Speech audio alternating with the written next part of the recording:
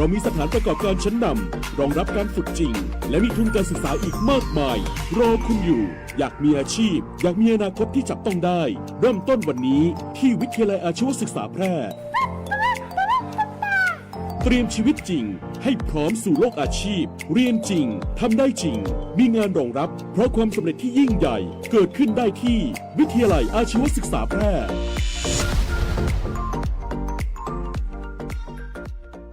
ซื้อประกันภัยบัดดี้ฟังแค่เช็คชัดชัวร์ก่อนลดเสี่ยง 1. เช็คใบอนุญาตตัวแทนและนายหน้าผ่านเว็บไซต์คปภ. 2. ชัดอ่านใบเสนอขายและรายละเอียดความคุ้มครองกรมธรรม์ประกันภัยเพื่อครบถ้วน 3. ชัวร์ช่องทางชำระเบี้ยจ่ายตามที่บริษัทรับรองบัดดี้ลืมเก็บหลักฐานไว้ตัว 3. ขั้นตอนง่ายๆสำหรับการซื้อประกันภัยครั้งต่อไปค้นกลางโปร่งใสอุ่นใจได้สิทธิ์ครบสายด่วนคปภ. 1186 Line Official @OIC Connect คปภ.คุ้มครองผู้ทำประกันภัยคุ้มครองคุณคุณกำลังเผชิญกับปัญหาหนี้สินอยู่ใช่ไหมอย่าเพิ่งหมดหวังทุกปัญหามีทางออกธนาคารแห่งประเทศไทยมีคำแนะนำและข้อมูลที่เป็นประโยชน์ที่จะช่วยคุณจัดการหนี้ให้ถูกวิธีหากต้องการคำปรึกษาทางการเงินโทร1213แล้วกดต่อ99เป็นหนี้ต้องแก้ไขเริ่มต้นใหม่อย่างยั่งยืนย้ำอีกครั้งธนาคารแห่งประเทศไทยโทร1213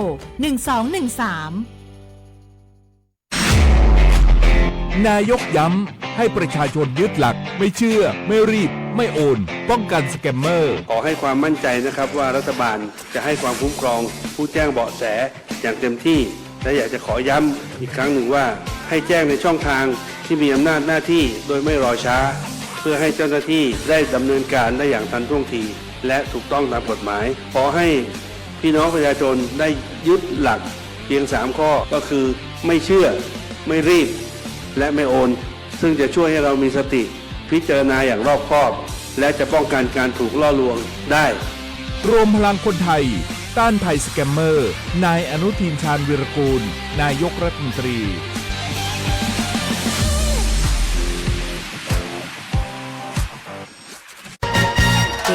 ธนาคารอาคารสงเคราะห์มีสลากชุดนักขราชฝาก 1,000 ลุ้น 2 ล้านลุ้น 50,000 ลุ้น 5,000 และเลขท้าย 2 ตัวเลขท้าย 2 ตัวรางวัลที่ 1 ก็ได้รางวัลซื้อสลากได้ตั้งแต่วันนี้จนกว่าจะเต็มกรอบวงเงินลงทุน 100,000 รับผลตอบแทน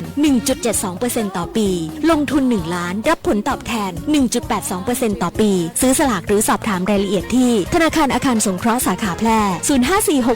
0546211490-5 หรือแอปพลิเคชัน GHB Orgen ธนาคารอาคารสงเคราะห์ทำให้คนไทยมีบ้างไม่ว่านานแค่ไหนทุ่มสุด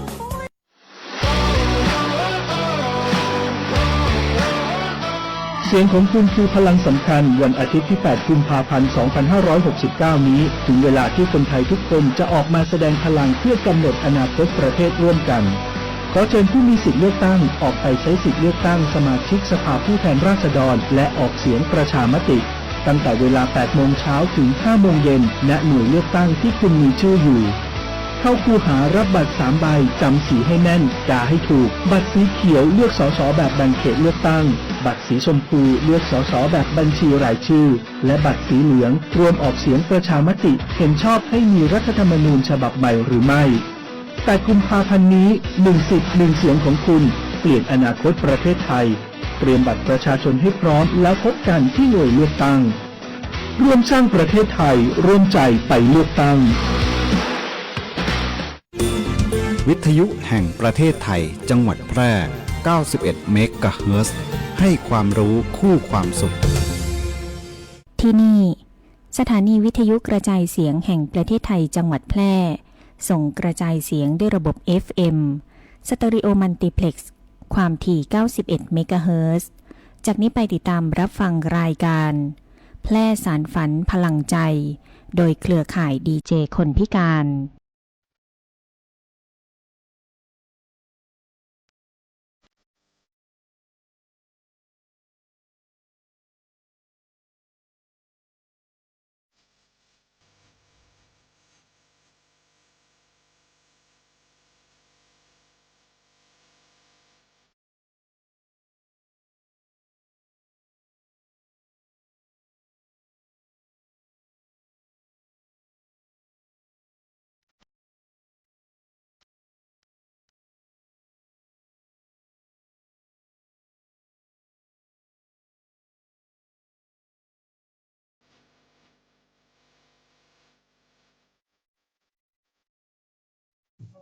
จ้า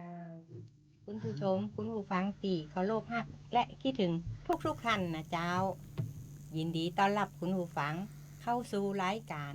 แพร่สานฝันพลังใจนะเจ้า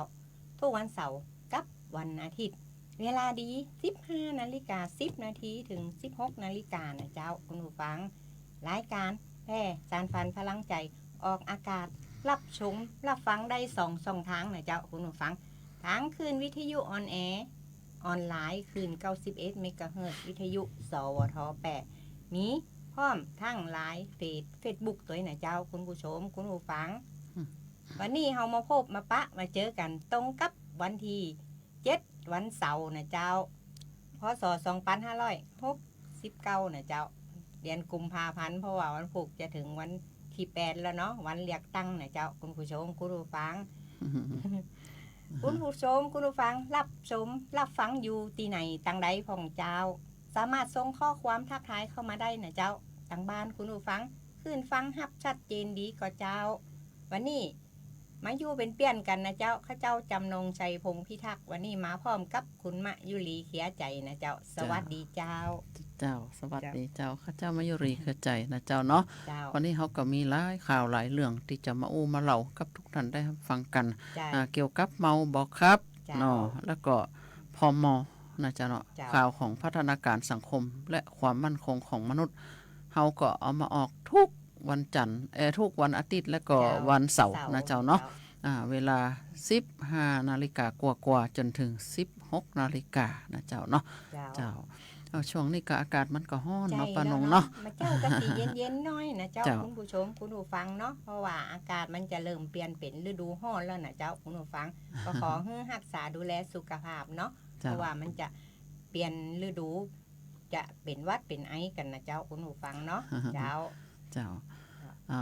ช่วงแรกนี่กำเดี๋ยวเขาไปเบรกฟังเพลงกันกำเนาะแล้วเดี๋ยวเขาก็เข้ามาเข้าสู่ช่วงต่อไปนะเจ้าเนาะเจ้าเดี๋ยวมาติดตามช่วงต่อไปนะเจ้าอยู่เป็นเปลี่ยนกันก่อนนะเจ้าคุณผู้ฟังเจ้า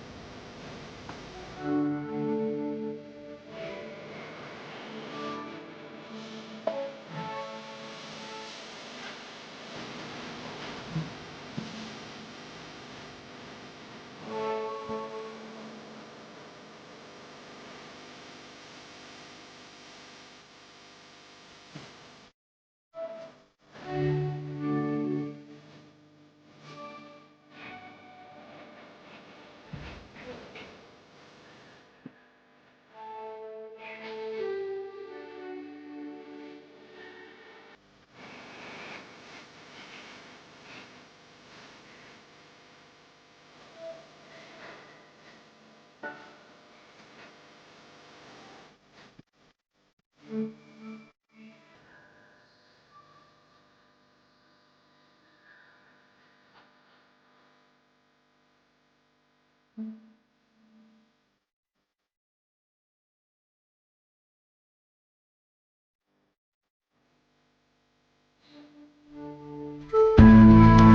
วสารหน้าหู้อู้ม่วนจวนฟัง ในช่วง อู้ข่าวเล่าสู่กันฟัง เจ้า เข้ามาสู่ช่วงที่2นะจ๊ะเนาะช่วงอู้ข่าวเล่าสู่กันฟังเขาก็มีข่าวเกี่ยวกับเมาบ่ครับนะจ๊ะเนาะเมาไม่ขับนะถ้าสมมุติว่าท่านใดที่ดื่มนะจ๊ะเนาะก็บ่ควรจะขับรถนะจ๊ะเนาะเดี๋ยวนี้ทางหน่วยงานจราจรนะจ๊ะเนาะเปิ้นก็ออกตีเส้นนะจ๊ะเนาะตีเส้นจราจรนะจ๊ะเนาะสำหรับทางมาลายนะจ๊ะเนาะท่านก็จะหันชัดเจนขึ้นขาวแดงนะจ๊ะเนาะขาวแดงถ้าหากว่าท่านขับรถอยู่เนี่ยท่านเห็นคนจะข้ามตรงทางมาลายนะจ๊ะเนาะหรือว่าตรงไหนก็ตามแต่นะจ๊ะเนาะโดยมากนะคนข้ามก็ควรจะมาข้ามตรงข้ามทางมาลายนะจ๊ะเนาะก็หยุดรถให้คนข้ามเหี่ยสักน้อยก่อนนะเจ้าเนาะแล้วเดี๋ยวค่อยไปใหม่นะเจ้าเนาะเพื่อความปลอดภัยของทั้งสองฝั่งนะเจ้าเนาะอุบัติเหตุเนี่ยมันเกิดขึ้นได้ทุกวินาทีนะเจ้าเนาะถ้าหากว่าท่านขับรถประมาทยิ่งช่วงเนี่ยเป็นช่วงที่ว่าอากาศมันร้อนนะอากาศมันร้อนแล้วก็คนขับน่ะจะเพลียนะเจ้าเนาะเพลียถ้าหากว่าท่านง่วงรับเนาะท่านก็ลงมาล้างหน้าล้างตากินของส้มๆเหี่ยสักน้อยนะเจ้าเนาะยิ่งอากาศมาตอนเนี่ยแดดมันแยงตานะเจ้าเนาะมันเป็นระยิบระยับนะเจ้าเนาะก็จะเนี่ยเฮาง่วงนอนมักนักขึ้นนะเจ้าเนาะเช็คความพร้อมของคนของรถนะเจ้าขับรถใหญ่ขาดเข็มขัดนิรภัยคัดรถมอเตอร์ไซค์เนี่ยใส่หมวกกันน็อกทั้งคนขับแล้วก็คนซ่อนนะเจ้าเนาะถ้าเกิดเหตุฉุกเฉินขึ้นมาเนี่ยก็1669นะเจ้าเนาะเจ้าวันพรุ่งนี้นะเจ้าเนาะวันพรุ่งนี้ก็จะไปลืมไปเลือกตั้งนะสสทั่วประเทศนะตั้งแต่8 โมงถึง5 โมงแรงนะบัตรสีเขียวนะเจ้าเลือกคนนะเจ้าเนาะเลือกคนติดใจนะเจ้าเนาะท่าน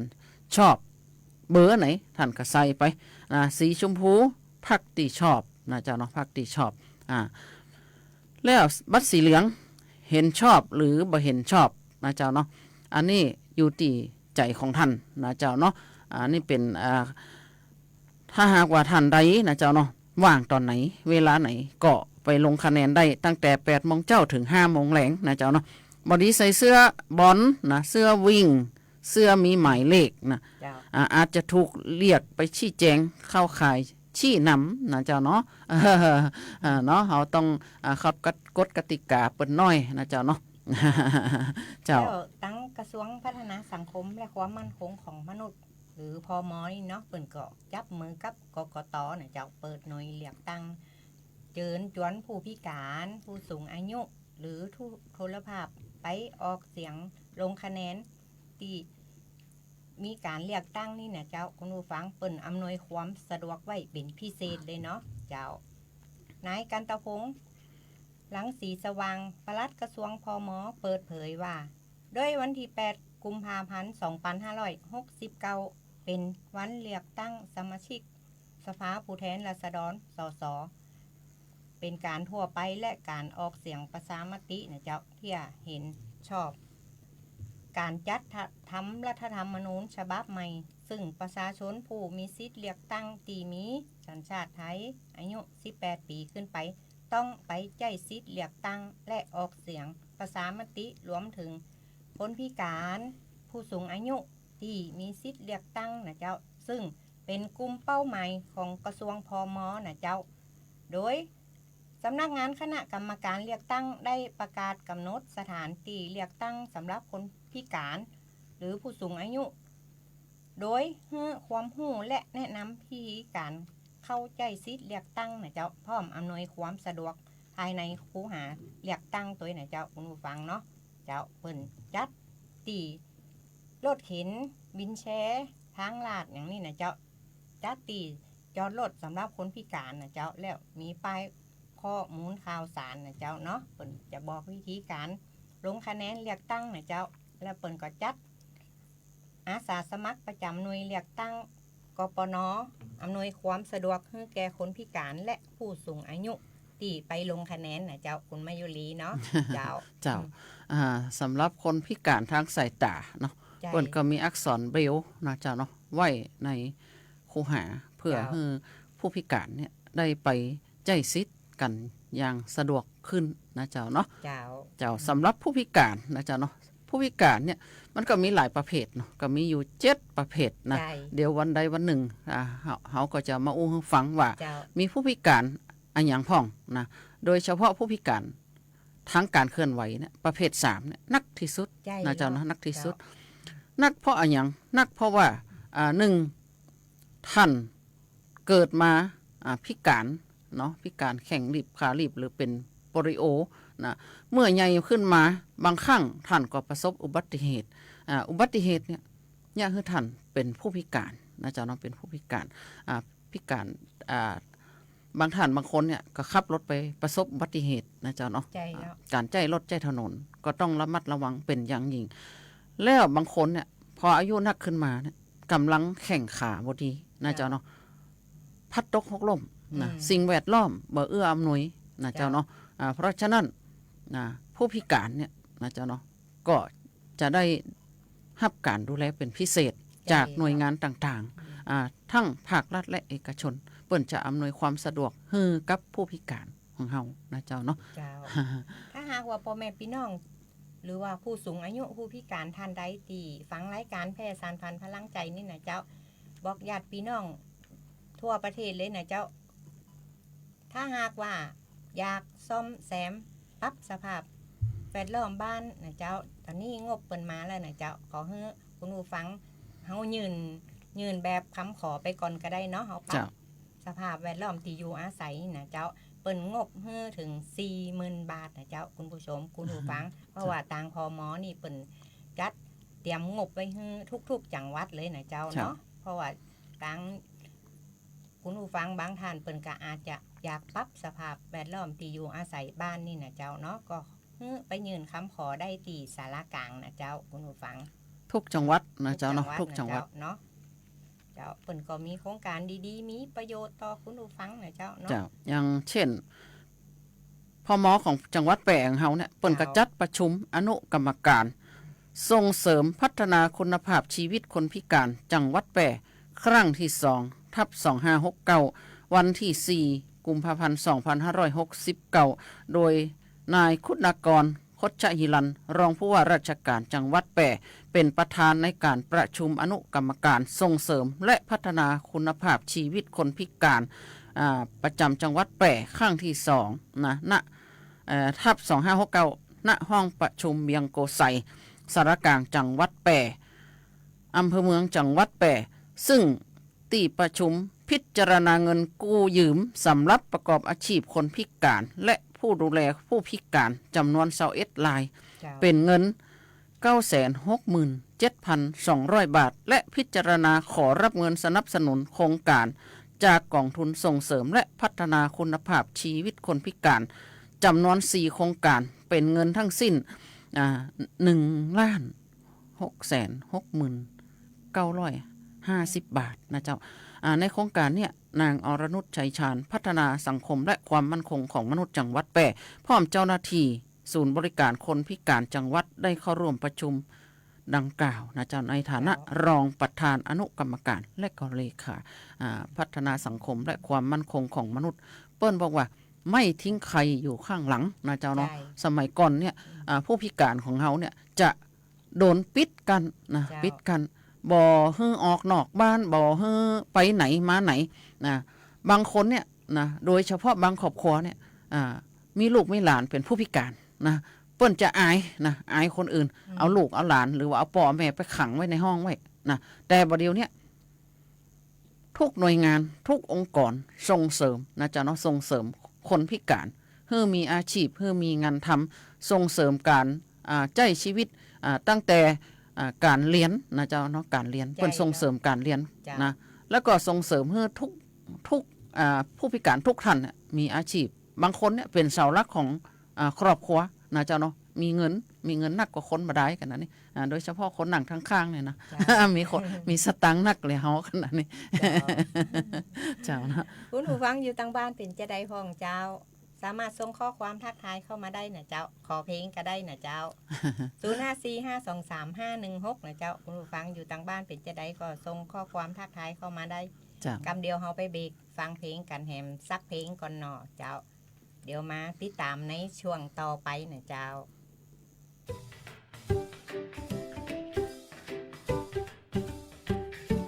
องค์การบริหารส่วนจังหวัดแปรเชิญชวนคนใกล้ชิดคนในครอบครัวดูแลผู้สูงอายุให้สุขภาพดีทั้งกายและใจด้วยการเลือกอาหารให้เหมาะสมพอดีพยายามควบคุมน้ำหนักตัวผู้สูงอายุบ่ให้อ้วนหากกิจกรรมสร้างสรรค์ให้ผู้สูงอายุทำให้ผู้สูงอายุได้มีส่วนร่วมในการตัดสินใจ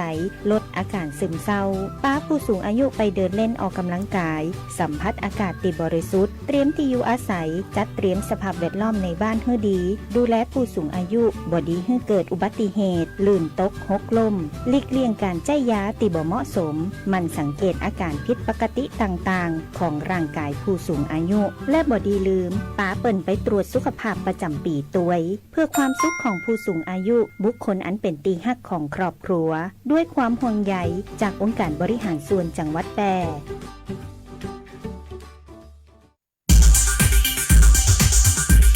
อยากมีทะเบียนรถเลขสวยเสริมภาพลักษณ์เสริมความมั่นใจต้องไม่พลาดสำนักงานขนส่งจังหวัดแพร่ขอเชิญร่วมประมูลทะเบียนรถเลขสวยหมวดอักษรกอไก่นอนหนูกิจการก้าวหน้านำพารุ่งเรือง รายได้จากการประมูลนำเข้ากองทุนเพื่อความปลอดภัยในการใช้รถใช้ถนนสามารถลงทะเบียนได้แล้ววันนี้ผ่านเว็บไซต์www ทะเบียนรถ .com หรือที่สำนักงานขนส่งจังหวัดแพร่ Excellent โดยจะปิดการประมูลในวันเสาร์ที่ 28 กุมภาพันธ์ 2569 สอบถามเพิ่มเติมโทร สายด่วน 1584 หรือฝ่ายทะเบียนรถสำนักงานขนส่งจังหวัดแพร่ 063 2483 797 หรือ 054 652 540 ประมูลโปร่งใสได้เลขสวยสมคุณค่าคนแพร่ใช้ป้ายแพร่8 กุมภาพันธ์ต้องการสามใบเลือกคนที่ใช่เลือกพรรคที่ชอบสีเขียวเลือก1 คนชมพูเลือก1 พรรคถ้านโยบายน่ารักเลือกทั้งพรรคเลือก1 คนบัตรสีเหลืองต้องแสดงตัวตนใหม่เห็นชอบไม่เห็นชอบหรือโหวตโนลงไปครบแล้ว3 ใบไปใช้สิทธิ์ รัฐธรรมนูญฉบับใหม่จำเป็นแค่ไหน จำเป็นค่ะ เพราะปัจจุบันอำนาจตรวจสอบของประชาชนถูกริดรอน จะทำใหม่ทำไมของเดิมก็ดีอยู่สิ้นเปลืองงบประมาณเปล่า ทำใหม่ก็ดีนะประชาชนจะได้มีส่วนร่วมอย่างแท้จริงไง ไม่ต้องทำใหม่หรอกของเก่าเขาออกแบบมาให้ปราบโกงอยู่แล้ว จะชอบของเก่าหรืออยากได้ของใหม่ เห็นชอบจัดทำรัฐธรรมนูญฉบับใหม่หรือไม่อยู่ที่คุณตัดสินใจเพราะรัฐธรรมนูญเหมือนเข็มทิศที่กำหนดทิศทางการปกครองประเทศสิทธิเสรีภาพและสวัสดิการประชาชน 8 กุมภาพันธ์ออกไปใช้สิทธิ์ออกเสียงประชามติ 8 โมงเช้าถึง 5 โมงเย็นณหน่วยออกเสียงที่เดียวกับหน่วยเลือกตั้งที่คุณมีสิทธิ์เลือกตั้งร่วมสร้างประเทศไทยร่วมใจไปเลือกตั้ง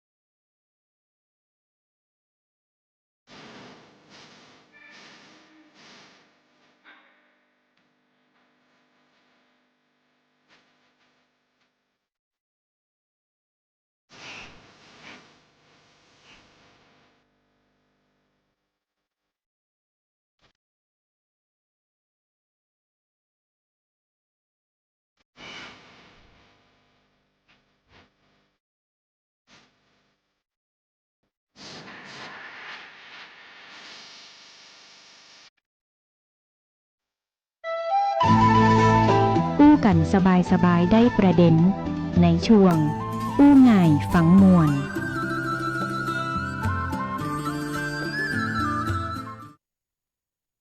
เจ้ากลับเข้ามาสู่ช่วงอู้ง่ายฟังม่วนนะเจ้าเนาะ วันพรุ่งนี้แล้วนะเจ้าเนาะวันนี้ลืมเด้อนะ8 โมงถึง 5 โมงแรงนะเลือกคนที่ใจเลือกพรรคที่ชอบนะแล้วก็เห็นชอบหรือบ่เห็นชอบสำหรับผู้พิการ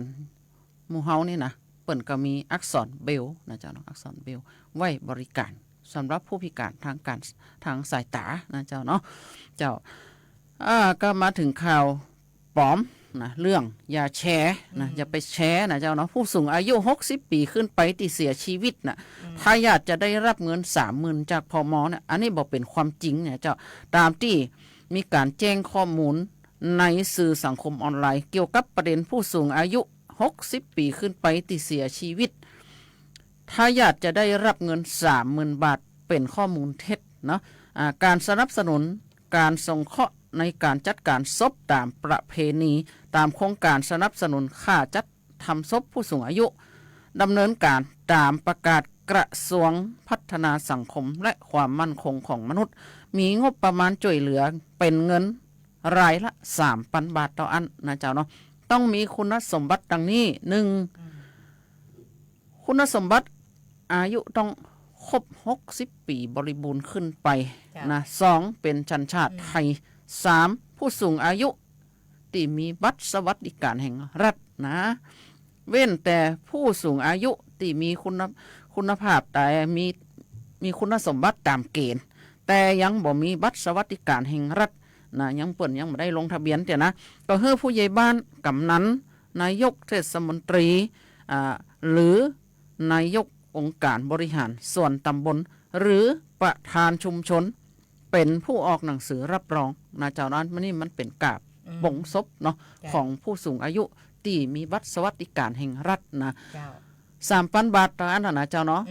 บ่ใช่ว่ายืนแล้วจะได้เลยนะแต่ยืนไว้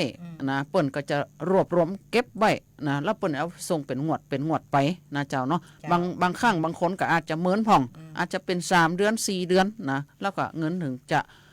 มาเข้าฮือทายาทนะท่านต้องเตรียมเนาะเตรียมอะไรยังก็เตรียมเอกสารบัตรสวัสดิการแห่งรัฐของผู้ตายเนี่ยเนาะแล้วก็ธนาคารเนาะสำเนาหน้าบุ๊กแบงค์ของท่านเนี่ยแล้วก็คนที่ไปแจ้งนะเจ้าเนาะคนสำเนาบัตรประจำตัวประชาชนคนที่ไปแจ้งนั่นนะเจ้าเนาะสำหรับผู้พิการที่ว่าต้องการปรับปรุงซ่อมแซมบ้านที่ว่าป้าหนงว่าตะกี้นะเจ้าเนาะสมมติว่าบ้านของท่านเนี่ยมันลุเนาะมันหัวเนาะแล้วก็ยากจนนี่นะผู้พิการเป็นผู้ยากจนหรือว่าผู้สูงอายุที่เป็นกลุ่มเบาบางเนี่ยยากจนเนาะอันนี้ท่านสามารถยื่นขอได้นะเปิ่นจะปรับปรุงให้นะในวงเงิน 40,000 บาทเนาะป้าหนงเนาะถ้ายังสมมติว่าในเขตจังหวัดแปะเฮาเนี่ยเปิ้นมีเบอร์โทรเนี่ยวันนั้นก็ลืมไปเนาะเบอร์โทรอย่างก็นะจำบ่ได้นะแต่เปิ้นเปลี่ยนใหม่แล้วนะพมนี่นะเปิ้นเปลี่ยนเบอร์โทรใหม่เนาะแต่ก่อนนี่เป็น054-511-572เนาะแต่ตอนนี้เปลี่ยนแล้วนะท่านใดที่เป็นผู้ดูแลผู้พิการและก็เป็นผู้พิการที่ต้องการเงินที่จะไปลงทุนกล้าขายเนี่ยท่านสามารถยื่นขอกู้ได้นะเจ้าเนาะตอนนี้โอ้มีงบเยอะแยะเลยนะเจ้าป้าน้องมีข่าวอย่างพ้องนะเจ้าเนาะก็วันนี้ก็ตรงก็วันเสาร์ที่7 กุมภาพันธ์แล้วนะเจ้าคุณผู้ฟังเนาะวันพุธนี้แล้วเนาะวันอาทิตย์ที่8 กุมภาพันธ์วันเลือกตั้งนะเจ้าวันเลือกอนาคตของประเทศไทยเฮาก็อย่านอนรับทับซิดนะเจ้าคุณผู้ฟังเจ้าผู้เขาก็ทุกๆจังหวัดก็เตรียมความพร้อมนะเจ้าทุกท่านที่ว่ามีสิทธิ์เลือกตั้งนี่นะเจ้าผู้ว่าราชการจังหวัดแปะเฮานายสมชัยเลิศประสิทธิพันธ์ก็เตรียมพร้อมอำนวยความสะดวกทุกเขตเลือกตั้งเลยนะเจ้าคุณผู้ฟังแล้วเปิ้นก็มีข้อห้ามในวันเลือกตั้งหู้ไว้ก่อนเข้าคูหาเลือกคะแนนนะเจ้าวันที่ว่าเฮาไปใจสิทธิ์เลือกตั้งนี่นะเจ้าเปิ้นห้ามอย่างผ่องตีอาจจะเป็นเข้าข่ายผิดกฎหมายเลือกตั้งนะเจ้าคุณผู้ฟัง 1. ห้ามใส่สวมเสื้อหรือเครื่องหมายที่มีสัญลักษณ์ภ พรรคการเมืองในวันเลือกตั้ง2569นะเจ้าบ่ควรใส่เสื้อผ้าที่มีกระเป๋าหมวกหน้ากากหรืออุปกรณ์ใดที่มีโลโก้ชื่อหรือสัญลักษณ์ของพรรคการเมืองเข้าไปในบริเวณลงคะแนนเสียงเลือกตั้งนะเจ้า 2. ห้ามใส่เสื้อสีที่แสดงหมายถึงเลขพรรคหรือหมายเลขผู้สมัครแม้นจะเป็นหมายเลขโปรดหรืออ้างว่าเป็นเลขนำโชคแต่หากตรงกับหมายเลขผู้สมัครหรือหมายเลขพรรคการเมืองพรรคใดก็อาจถูกตีความว่าเป็นการซื้อข้อความหาเสียงได้นะเจ้าแล้วถ้าหากใครฝ่าฝืนจะผิดกฎหมายเลือกตั้งการสวมเสื้อหรือแสดงเครื่องแต่งกายที่บ่งบอกถึงโลโก้พรรคหมายเลขพรรคและหมายเลขผู้สมัครเข้าไปในบริเวณคูหาเลือกตั้งและหน่วยเลือกตั้งอาจทำให้เข้าข่ายเป็นการโฆษณาหาเสียงที่ผิดกฎหมายการเลือกตั้งซึ่งมีบทลงโทษจำคุกบ่เกิน6 เดือนหรือปรับบ่เกิน 10,000 บาทเจ้าหรือทั้งจับทั้งปรับเลยทั้งจับทั้งปรับเลยนะเจ้าคุณผู้ฟังคุณมายุรีเจ้า ก็บ่ควรนะเจ้าเนาะบ่ควรจะใส่เสื้อที่มีโลโก้ไปนะเจ้าเนาะแล้วก็กปนนี่เปิ้นก็คือแต่งกายสุภาพหรือว่าเป็นเสื้อมะฮ้อมนะเจ้าเนาะสำหรับประธานของกปนเนี่ยเปิ้นก็จะใส่ชุดข้าราชการนะเจ้าเนาะสำหรับอปพลรักษาความปลอดภัยเปิ้นก็จะใส่ชุดอปพลของเปิ้นไปนะเจ้าเนาะ อันนี้ก็เป็นความรู้เล็กๆน้อยๆนะเจ้าเนาะเอามาฝากกันนะเจ้าเนาะพัฒนาสังคมและความมั่นคงของมนุษย์จังหวัดแปร่นะเจ้าเปิ้นลงพื้นที่สอบข้อเท็จจริงผู้ประสบปัญหาทางสังคมที่อยู่อาศัยการดูแลของมูลนิธิโรงพยาบาลสมเด็จพระยุพราชเด่นใจพื้นที่ตำบลเด่นใจอำเภอเด่นใจจังหวัดแปร่เมื่อวันที่3 กุมภาพันธ์ 2569นางอรนุชชัยชาญนะพัฒนาสังคมและความมั่นคงของมนุษย์จังหวัดแปร่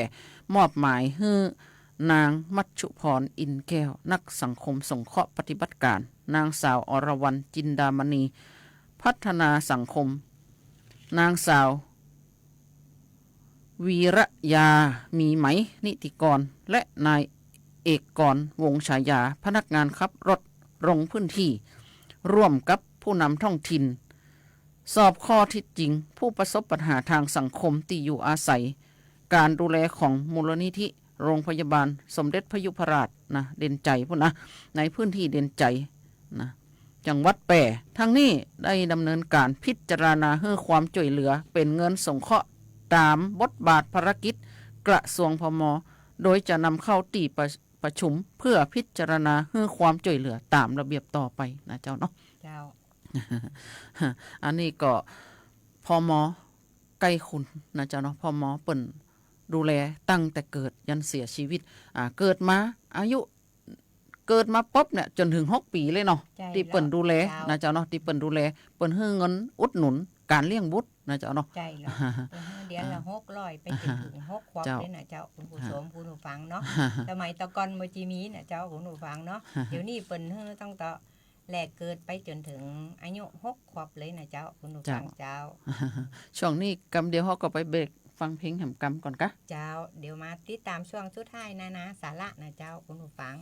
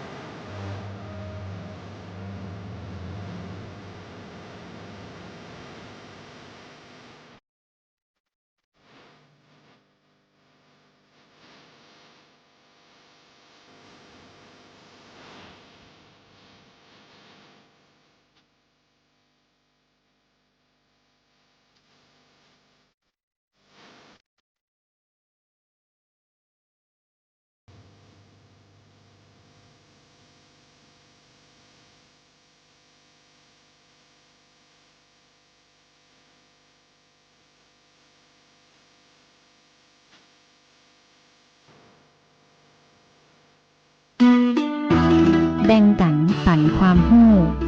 ในช่วงนานาสาระเจ้ากลับเข้ามาสู่ช่วงสุดท้ายนานาสาระนะเจ้าคุณผู้ฟังรายการแพร่สานฝันพลังใจขอพระคุณผู้อำนวยการสถานีวิทยุสวท8นะเจ้าท่านผอกำปนาดพอจิตนะเจ้าพร้อมกับเจ้าหน้าที่ที่เปิ่นอำนวยความสะดวกให้กับรายการแพร่สานฝันพลังใจกราบขอบพระคุณเป็นอย่างสูงนะเจ้าคุณผู้ฟังวันนี้เรามาสวัสดีทักทายไม่นักเป็นรายการของเฮาเยอะแยะมากมายเนาะอันที่ลืมบ่ได้ก็คือเฮาก็ขอบพระคุณพ่อหมอนะเจ้าเนาะที่เปิ้นให้เฮาได้มีโอกาสมานั่งตรงนี้นะเจ้าเนาะขอทักทายแฟนรายการของจังหวัดแปะของเฮาทั้ง8อำเภอแล้วก็รอบๆจังหวัดแปะที่เครื่องเสียงส่งถึงแล้วก็ทางหน้า Facebook นะเจ้าเนาะใครพอ Facebook นี่นะเจ้ามีเน็ตมีหยังนี่นะดูได้ทั่วประเทศเลยนะเจ้าเนาะทั่วโลกโดยก็ว่าได้นะเจ้าเนาะ เจ้าก็ขอทักทายนะเจ้าเนาะสวัสดีเจ้าคุณปิ่นรักนะเจ้าเนาะสวัสดีเจ้าคุณปิ่นรักสวัสดีเจ้าคุณติ่งธรรมใจนะเจ้าเนาะโอ้เปิ้นมอบดอกกุหลาบมาเฮอนะเจ้าเนาะสวัสดีเจ้าคุณการจนานะเจ้าเนาะสวัสดีค่ะคุณปวีนานะเจ้าเนาะแล้วก็สวัสดีเจ้าคุณขนมไทยโอ้นี่ขนมเปิ้นล้ำมากเลยนะเจ้าเนาะสวัสดีเจ้าคุณยุพาคุณขนมไทยนี่นะเจ้าเปิ้นอยู่ปุ้นนะจังแสนพุ่นนะโอ้ฟังมาจากจัดไก่นะเจ้าเนาะขนมเปิ้นล้ำนะเจ้าเนาะขนมเปิ้นล้ำเนาะแล้วก็ขอสวัสดีเจ้าคุณแม่น้องนะเจ้าเนาะแม่น้องทิพระนะเจ้าเนาะสวัสดีเจ้าคุณป้าอำพันธ์บ้านนาหลวงนะเจ้าสวัสดีเจ้าคุณพัฒนาโพธิมูลโอ้ยนะเปิ้นมอบดอกกุหลาบมาฮื้อนะหัวใจดวงโตเนาะสวัสดีเจ้าคุณสิริชัยสายบุญเตียงนะเจ้าเนาะอันนี้ก็ละกันบ่ได้ลืมกันบ่ได้เลยนะเจ้าเนาะเป็นคนที่ทำงานสุดยอดในบรรดาอปพลนะเจ้าเนาะเป็นอปพลของเทศบาลเมืองแปะของเฮาที่ใน Facebook นี่ถ้าเฮาตักท้ายบ่ทั่วบ่ถึงก็ขอสุมาขออภัยด้วยเด้อสวัสดีเจ้าคุณยุพานะคุณยุพานี่โป้นนะอำเภอแม่จันทน์พุ่นนะวันนี้มิตรฮักแฟนรายการทั้งเชียงไฮ้ตักทายมันนักเลยนะเจ้าเนาะดีอกดีใจเจ้านะช่วงนานาสาระนี่นะเจ้าเนาะช่วงเนี้ยอากาศมันแห้งมันแรงเนาะอากาศมันแห้งมันแรงท่านไปออกบ้านไปไหนนะท่านก็ปิดแมทเนอร์เพราะว่าประเดี๋ยวเนี่ยเชื้อโรคมันมีมาหลายตัวเนาะไม่ใช่ว่าเป็นเพราะมีอสมเนี่ยย้อนอสมเนี่ยเชื้อโรคนักใจนะแต่ก่อนเนี่ยวงการแพทย์มันบ่เจริญนะเจ้าเนาะประเดี๋ยวเนี่ยวงการแพทย์มันเจริญปุ๊บเนี่ยอสมก็เกิดขึ้นมานะเจ้าเนาะเพราะว่าทั่วโลกเนี่ยบ่มีอสมนะอาสาสมัครสาธารณสุขเนี่ยมีแต่ประเทศไทยเฮานะเจ้าเนาะท่านย้อนหลังกลับไปน่ะว่าช่วงที่ว่าโควิดระบาดนะเจ้าเนาะอสมของเฮาเนี่ยโอ้มีชื่อเสียงโด่งดังเลยนะเจ้าเนาะเป็นหนึ่งในเอเชียเลยนะเจ้าเนาะในการคัดกรองแล้วก็ช่วยทางราชการที่ว่าคัดกรองโควิดนะเจ้าเนาะเปิ่นขึ้นเครื่องบินมาจากประเทศนอกยังโหเลยนะหูจัดดีเนาะอสมนี่หูจัดดีโรคบ่เดียวมันก็มากับอาหารการกินอากาศนะเจ้าเนาะออกบ้านไปไหนท่านก็ใส่แมสเฮียสวมเวลาจะหยิบจับนู่นนี่นั่นนะท่านก็จับไปจับมาแล้วท่านก็ล้างมือให้สะอาดนะเจ้าเนาะท่านก็บ่ดีปล่อยปะละเลยนะเจ้าเนาะเพราะว่าเดี๋ยวเนี่ยมันมีไวรัสมาตัวไม่แหมนะเจ้าเนาะเพราะฉะนั้นนะเจ้าเนาะถ้าหากว่าท่านใดนี่นะเจ้าเนาะช่วงเนี้ยเป็นไอเนาะเพราะอากาศมันเปลี่ยนเนี่ยอย่างบ้านเฮานี่เขาห้องว่าเก้าหูเสือเนาะเก้าไอใบหูเสือนะถ้าท่านไอเมื่อเนี่ยบางคนไอก็บอกเคยหายนะบางคนบอกไอ100 วันเนี่ยนะเจ้าเนาะท่านเอาหูเสือนะใบหูเสือนะมาชงเนาะชงกินพอสัก 4-5 วันเนาะอากาศก็ค่อยๆดีขึ้นนะบางคนก็กินถูกบางคนก็กินบ่ถูกนะเจ้าเนาะแล้วแต่สุขภาพร่างกายของใครของมันนะเจ้าเนาะเจ้าเขาก็มาถึงช่วงท้ายรายการแล้วนะป้าน้อง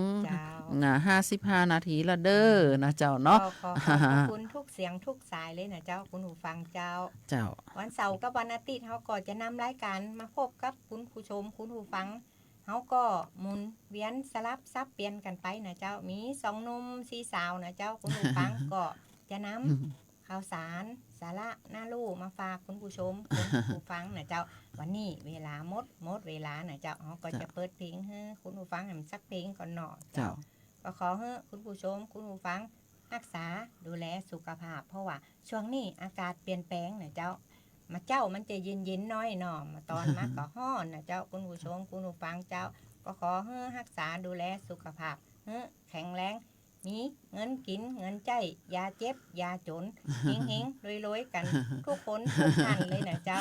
พระเจ้าจำนงใจพงพิทักษ์เจ้าข้าเจ้ามายุรีคือใจนะเจ้าเนาะต้องลาคุณผู้ฟังไปก่อนนะเจ้าสวัสดีเจ้า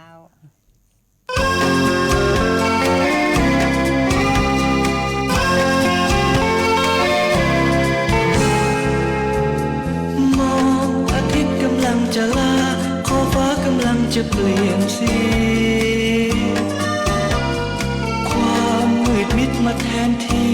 วันนี้กำลังจะหมดไปนั่นเป็นสัญญา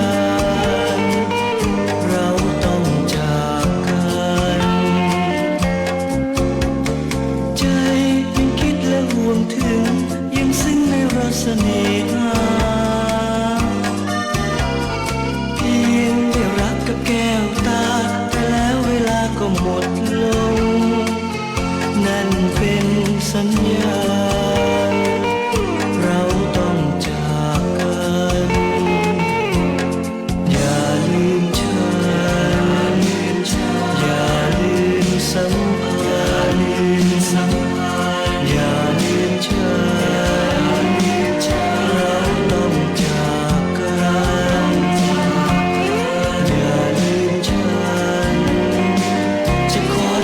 จนวันตาย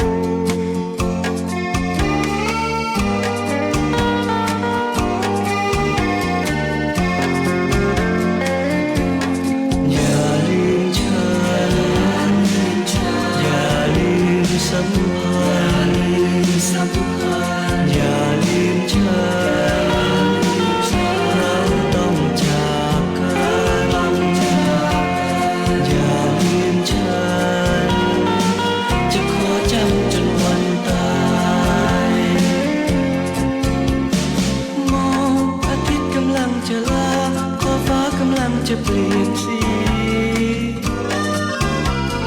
ความมืดมิดมาแทนที่วันนี้กำลังจะหมดไปนั่นเป็นสัญญาเราต้องจากกันใจยังคิดและห่วงถึงยังซึ้งในรสเสน่หากับแก้วตาแต่แล้วเวลาก็หมดลงนั่นเป็นสัญญาณเราต้องจากกันอย่าลืมฉันอย่าลืมสัมพันธ์อย่าลืมฉันเราต้องจากกันอย่าลืมฉันจะขอจำจนวัน